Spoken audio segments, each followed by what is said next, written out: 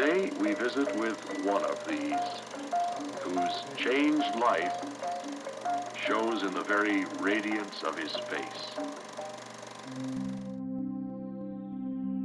For more than 12 years, Dick Hall worked among the tribes of Sarawak, Borneo.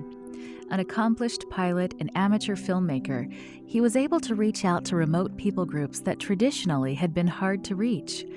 Dick quickly learned to perform simple dental procedures as well as teach the people about Jesus.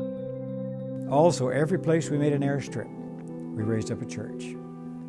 And then several churches from that airstrip, we'd walk a short distance to other villages and raise it up. So the airplane was a godsend and an asset to our mission work. When traveling by boat or plane, Dick, his wife Jean, and other pioneer missionaries in Sarawak touched the lives of these children of God. Today, many people from these same tribes still live in the jungles of Sarawak. Today, these places are accessible by four-wheel drive vehicles and boats. For many, their lives haven't changed much since the first Adventist missionaries traveled here more than 75 years ago. Many people still live in fear of spirits. We still need to share the gospel with these beautiful people. Time may have passed, but some things haven't changed. Sarawak, located on the island of Borneo in southeastern Asia, is home to more than 2.5 million people. The majority of the population belongs to the Dayak Iban tribe. Many of them still live in traditional longhouses. These communal buildings provide a safe and secure environment for the tribe's people. They work together in small open spaces in the jungle, growing produce that they can sell in the local markets. They fish the rivers and tap the rubber trees that are plentiful in the dense jungles. Their shared activities create a strong, tightly knit family environment. Outsiders are welcome as long as they're willing to take part in the work and become part of the family. Rollins Ukam is the chief of one of these Dayak longhouses in Sarawak. Every day he works in the fields that surround his longhouse. 30 years ago, he heard about the Adventist church on a radio program. He was interested, so he sent for the Voice of Prophecy Bible studies that were offered on the radio. He prayed that one day God would send an Adventist pastor to his longhouse. Last year, a local Adventist pastor visited, and Rollins quickly pulled out his old Voice of Prophecy Bible study certificate to show the pastor. For Rollins, it was the start of a new chapter in his life. For me, it was like a bright light, a bright future. All these years I was living in darkness, and now we've been shown the light.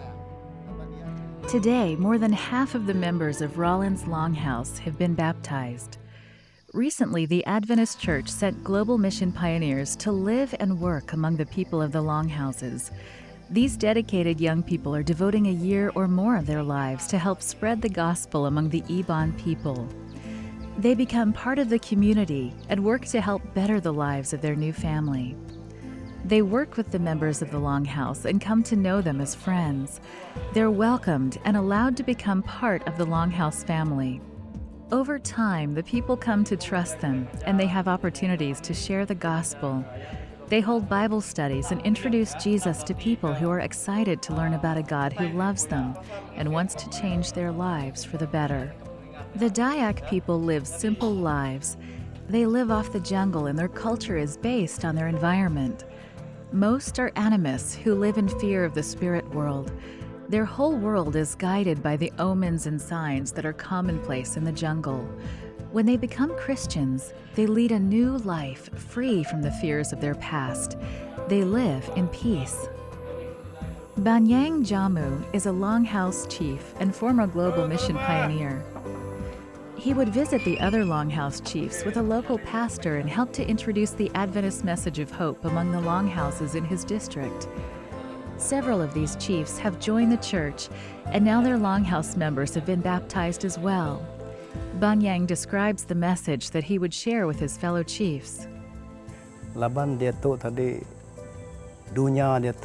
I explained to them and helped remind them that this world is coming to an end. And towards this end time, we need to have a faith to hold on to. God has blessed the work of Global Mission pioneers who live and work in the longhouses. Many times, more than half the inhabitants of a longhouse become Seventh-day Adventist after a year's time. A single Global Mission pioneer can often reach out to 2 or 3 longhouses in a year. When someone decides to follow Jesus, a local pastor will come and hold evangelistic meetings. After the meetings, a baptismal service is held in a local river. Often, members of the longhouse will line the edges of the river to watch the baptismal service. Thanks to the leading of the Holy Spirit, Global Mission pioneers in Sarawak have been able to reach out to many people in the longhouses. We have tried our best to assign global mission workers to these longhouses, and the ones that we have been able to assign global mission to, we actually have been able now to build a church in this place. And so right now the need is for more of these global mission workers out there in the field. If we have more of that global mission workers, I can see how the work can really grow in these places. Thanks to your mission offerings and support of Global Mission, lives are being changed in Sarawak. Jesus calls us to help spread the gospel to all the world. Global Mission focuses on the unreached areas of the world, the most difficult places to work. By using local members who are familiar with the local culture and customs, Global Mission is able to reach out to people in these unreached areas. Thank you for your support and prayers for Global Mission.